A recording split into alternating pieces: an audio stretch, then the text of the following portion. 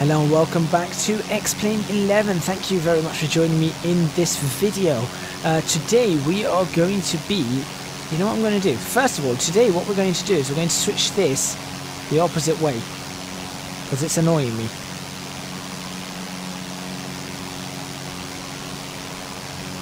There we go. That's better. Wait, is that correct? 1518, yeah, that's correct. Okay.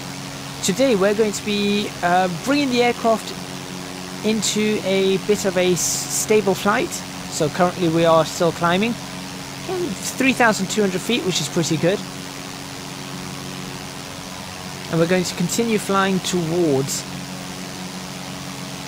this VFR right here. Well, sorry, not VFR, VOR. VFR, that's not right at all. And we're also going to ease back on the power. So there we go, now we're easing back on the power. You will notice that the speed will drop. This aircraft really cannot go too fast. Its maximum cruise speed is 111 knots and its maximum speed full stop is 149 knots. So you can see there, 111 beyond is yellow, and then the red marker is at 149 knots. It's a very, very light aircraft as well. And of course it's fairly old. Just getting ourselves back onto this course here. So the aircraft itself only weighs 490 kilograms or thereabouts. Its maximum weight is 757 kilograms. You can put 54 kilograms of baggage on board. And as I said, its maximum speed 149 knots. Its maneuvering speed is 104 knots. Depending on its weight, it can be 93 knots if it is running lighter. Just trying to bring ourselves back down to 3,000 at this point in time. Ourselves back towards that. Seem to be doing okay currently. Not doing too bad at all. This area of England I like to call the flatlands, and if I go outside you'll see exactly why.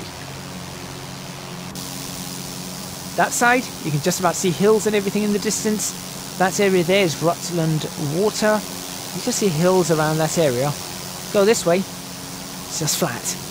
Just flat. East of England and East Anglia.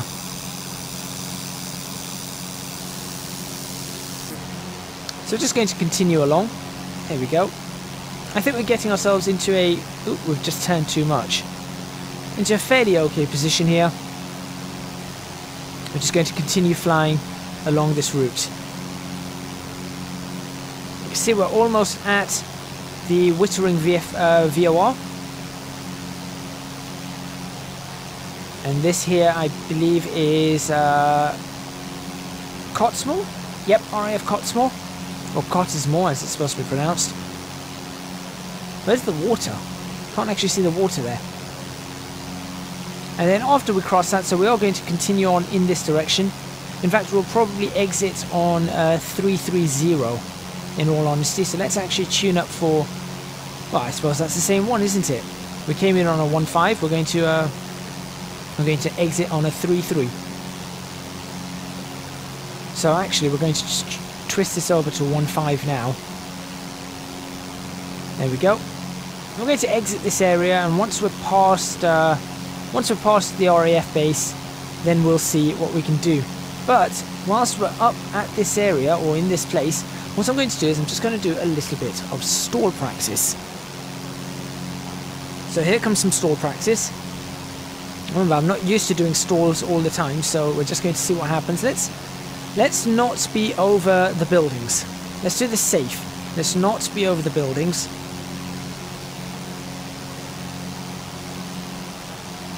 And with an aircraft like this, I guess when there's no other aircraft around, you really can just essentially do some... you don't need clearing turns because you can see all around you. You really can see all around you. Cottesmore is just around there somewhere. Do they have the dam modelled? No, they don't. Okay, never mind. They have the church though, right? There's a church there, but that's not the church I'm looking for. Is that the church? That might be the church I'm looking for. Anyway, Moving on. Definitely past it. So what I am going to do now is going to turn in this direction. It's difficult to keep a bit of a handle on this aircraft in terms of actually turning the aircraft. It does tend to sway a little bit, but then I've noticed that about a lot of aircraft. Right, let's do some proper VFR flying. Let's follow this road. It's not yellow bricks, but let's follow it. We'll use the navigation just in case. And we're going to do some proper VFR flying. You can see the hills now coming up in this area. Got a radio communications tower there. See something out there. Wind farms, more wind farms. I know that area. Okay. Let's look below us. Different roads. So water. City of Oakham, or town of Oakham, just there. Should be a little town somewhere around. Oh, maybe that's the one. Or that's one actually. That replaced the town that's actually been flooded for the reservoir. And then out that way, you can just see in the distance, I believe that would be the city of Leicester. There'll be some parks over there, country parks, and the city of Derby that way. There's the RAF base. There's Cottesmore. So just continue like so. 100 knots, we're doing okay. Right, let's do a stall. Let's get the stalls going. So, first of all, you're just going to reduce the power and pull back.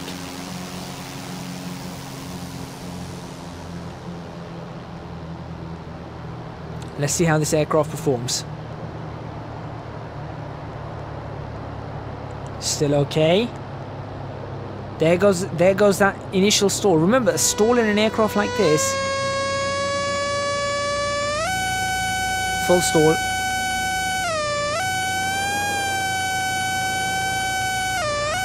That's a very interesting stall that we've got going on. That was a very, very interesting stall we had.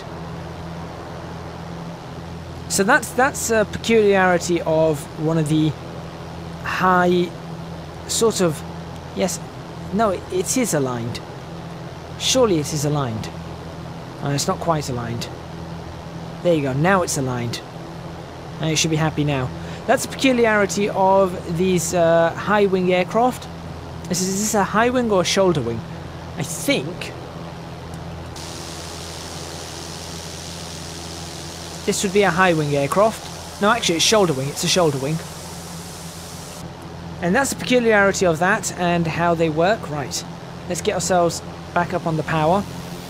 Let's try and do a more severe stall. Let's do a much more severe stall now. Let's get some climbing going. Let's get a severe climb going. Or not really severe, but let's see if we can get 1,000 feet a minute on the climb. Maximum power. There we go.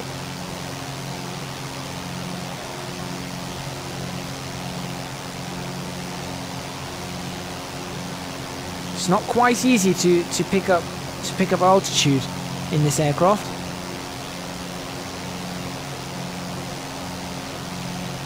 Alright, we're at 2,500 feet. Let's stall the aircraft again. This time a little bit more violently. That's a much more violent stall. Could end in a spin.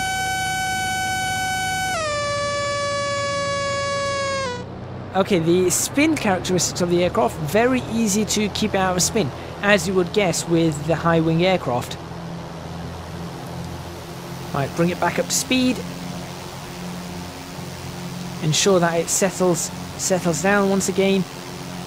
Very gentle stall characteristics, as I said.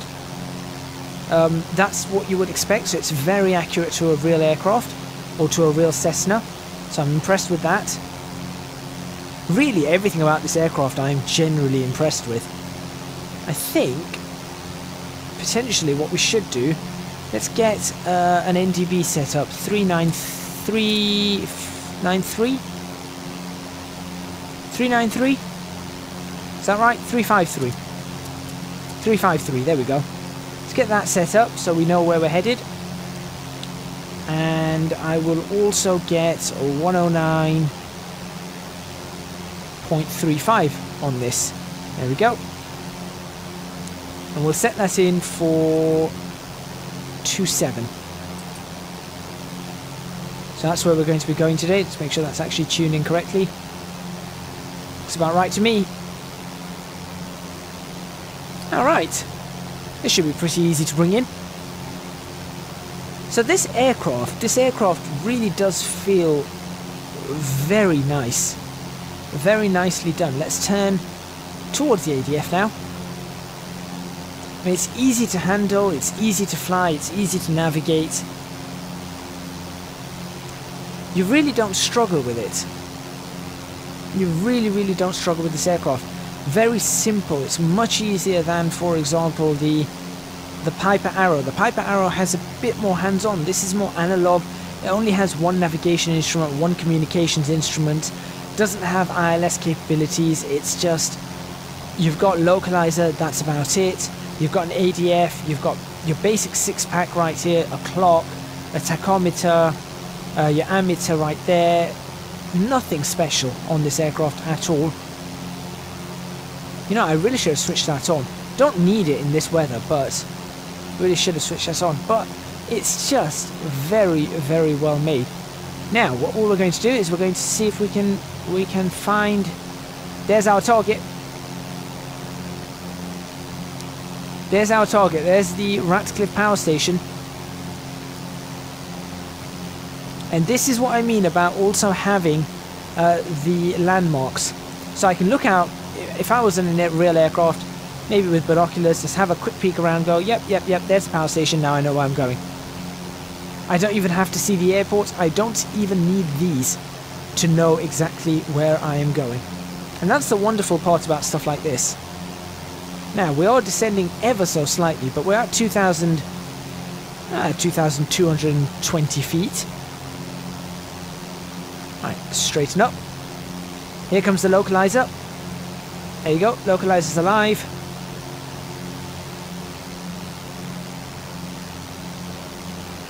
That'll be absolutely fine for us.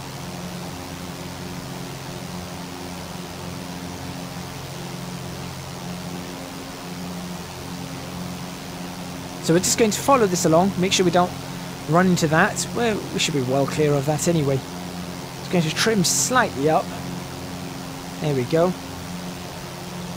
Nope. Up. I tapped down by mistake.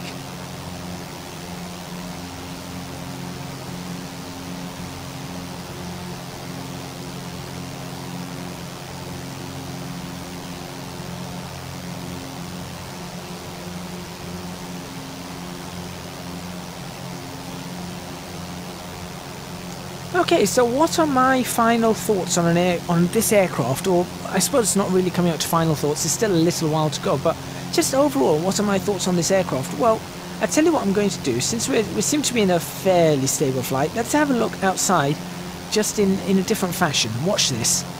There comes the localizer. We've gone past the band that it doesn't work on. I can easily sort. Right, where's the power station? It's there. We've got plenty of time before we need to turn back in. Let's have a look outside this aircraft in this fashion.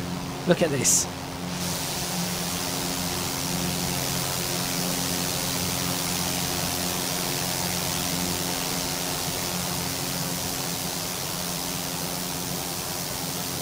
Just look at that aircraft. It looks stunning.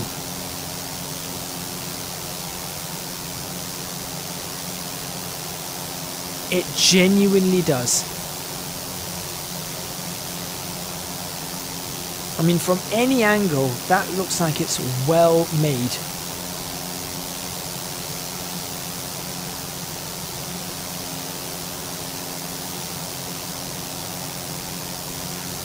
And in all honesty, I think that's what really makes this product stand out. Is it? You can tell that that's well made. You can just really tell that that's well made, and that's important for an aircraft like this. Because, you know, a lot of people know these aircraft, and if you know the aircraft, then you sort of, you see these aircraft around, you hear these aircraft, and you know when something is going to be wrong with it. And this, everything looks stunningly good. It really, really does. And as you can see, the aircraft has actually settled itself in now. Very, very easily. It's just very settled. And that's impressive. That really is impressive. You see where the ADF is pointing.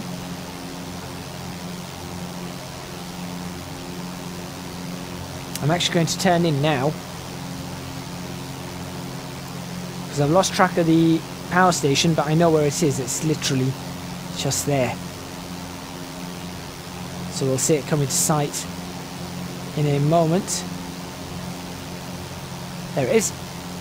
And you can just about see the airports, right? Not quite. Not quite yet. Right, so we're going to continue flying in this direction. Now the reason we're doing that is because the airport, in fact, sorry, we're going to continue flying 030. And the reason we're doing that is because the airport is going to be on 27 and we're waiting to intercept the localizer. That's the reason we're doing that. Otherwise we would be following the ADF all the way. But this is just to show you the ADF works. And of course we could switch this on. Let's see if these work.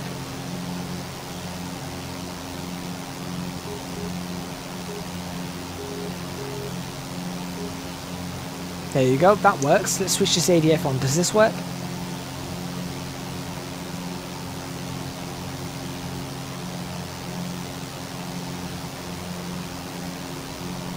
Is that the airport right there?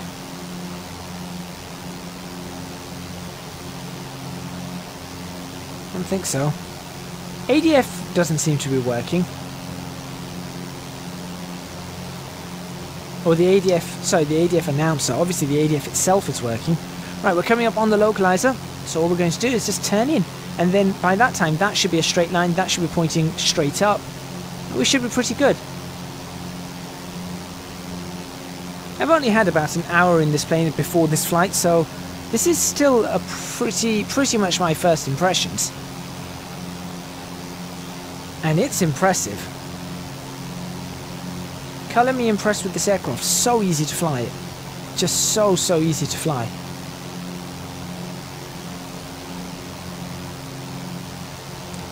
And that should be pretty much lined up on the runway. So now all we've got to do is bring the aircraft down. So all we're going to do is wait for the lights.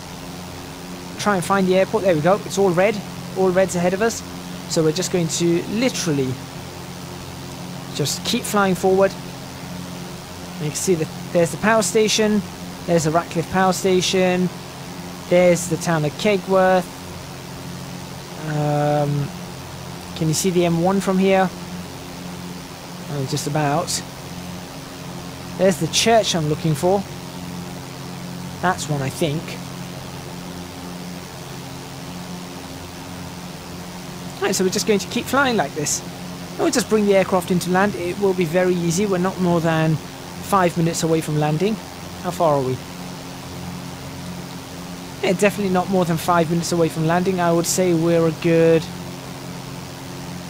Let's see, 1, 2, 3, 4, 10... 7 miles out? 8 miles out. 2, 3... I'd say we're maybe 8 miles out at the moment. So we're about 8 miles out. That's nautical miles, that is. 8 nautical miles out. We're doing about 90 knots. Therefore, we should be there in less than 10 minutes. We should be on the ground less than 10 minutes. In all honesty, I think we might be a bit closer than that. We might even be about 6 nautical miles out. But you can see how this, for those people who are watching and have seen my other videos, how that power station there, now in its correct place and actually shown, made a big difference on me knowing where I was going. because I know the charts in this area, I know what's in the area. And that power station made a huge difference in me knowing exactly where I was going to be flying. And you can see this aircraft is just happily pottering along. It's not difficult to be flying this aircraft at all. I guess we can... No, it's fine. We'll leave everything as it is. Didn't really need to switch on the transponder. You can switch that on, of course, like that. Not a big deal. The one thing I am going to say is that I just can't seem to get ADF frequencies right now. I wonder if the DME frequencies will work. Oh, hold on. We don't have a DME installed. Never mind. Markers. Markers might be interesting. We should be hitting markers on this runway.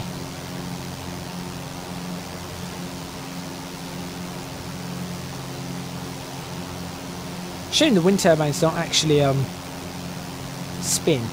Ah, there we go. That's Kegworth. That's Kegworth. Where's the church? Just off the centre line, I'm thinking. No, there's the M1.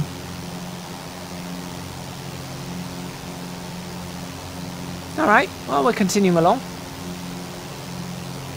Good speed coming up on the power station. Not too long to go at all. Trying to maintain our course, but it's so easy. My hands are off the control. A lot of this talking that I'm doing to you, my hands are off the controls. All I'm doing is I'm just correcting the movement of the aircraft, the slight movement to the left and right. In terms of elevator, I've just left it exactly as it was for this whole time. I mean, you can just see I'm not pulling back on anything. I've not touched the trim. If you just have a look at the trim, that's exactly how the trim is now. That's its condition, and it seems to be completely fine. And you'll just see me do this. That's it, just to straighten the aircraft up a little bit. Nothing more. Oh, what's that at the back? Certificate of Airworthiness, look at that. CAA, there's the certificate number, nationality registration, manufacturer, serial number, aeroplane, thank you. I knew somewhere it'd be written aeroplane. Date of issue 26 June 2008. I knew somewhere on this aircraft it would be written aeroplane, not airplane. That bug, that's a little bit of a bug. What's that? Not seen that before. I wasn't there earlier. It's there as well. Have I pressed something? I think I may have pressed something by mistake.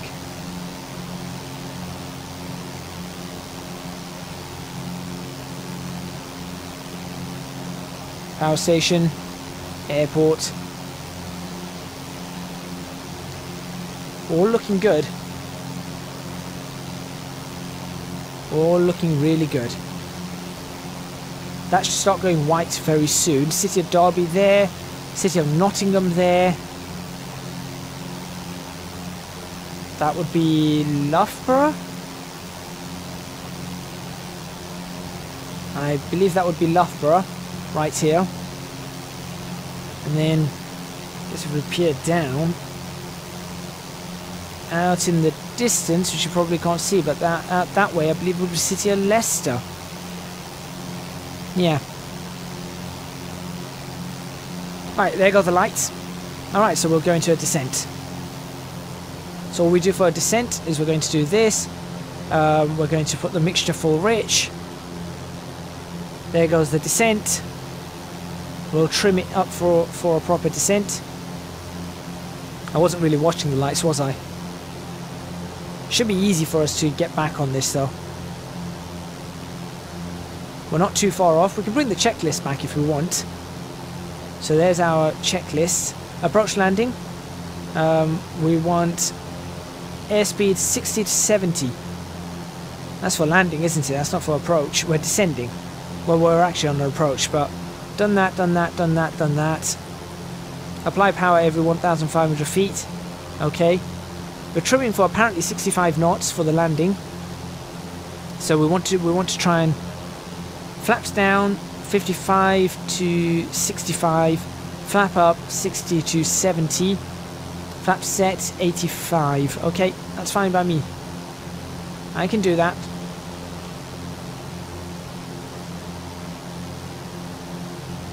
That looks awesome though. It's just so nice to be able to fly into one of these. And to fly with an aircraft of such quality, this is a high quality aircraft, this is. Let's bring that power down a little bit more. Make sure that mixture is full rich. Just line up a little bit better with the localizer. And of course the ADF too.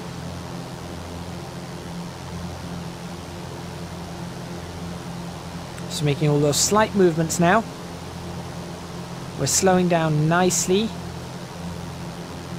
Keep that descent rate though.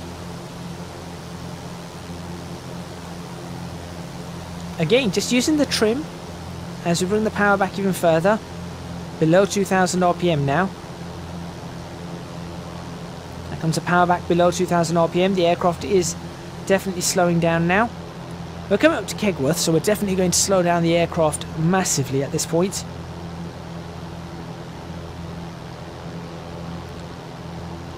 And try and bring it back to a 500 foot per minute rate of descent. Seem to have 2 reds, 2 whites, so I'm okay with that. 90 knots. Bring that back even further. The power, that is.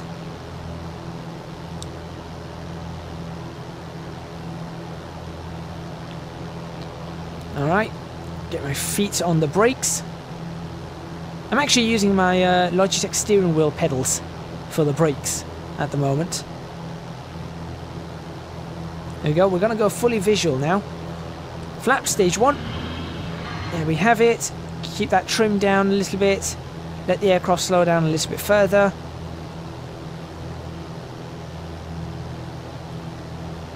Looking good.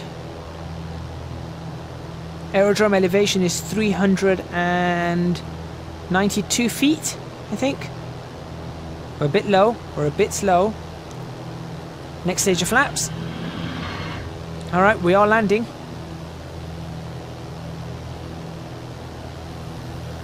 Bring in a bit more power now, so we're going to try and maintain 65 knots as we bring this in. It's not that difficult to maintain 65 knots, actually. Just need to bring that rate of descent, and to ease up that rate of descent just a little bit. It's going to cross over. Crossing the M1, crossing the A453.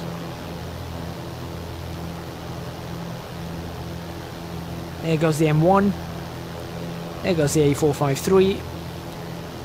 Into the perimeter of East Midlands Airport. Echo Golf November X-Ray. Landing runway 27. Let's see what this landing's like.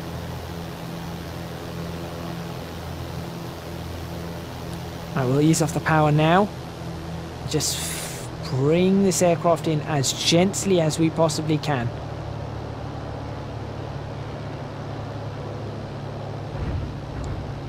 There we go, we are down. Bring that power back. Flaps up. Both brakes applied. Didn't apply one of the brakes hard enough. That's okay. And we are down. That was pretty easy. Make sure you can go back a bit so we're not fouling the plugs. That was actually very, very easy. This is one simple aircraft to fly. Again, available for $27.99 on the JustFlight website. Link is in the description box below. Very, very impressed with this aircraft. I am very, very impressed with it.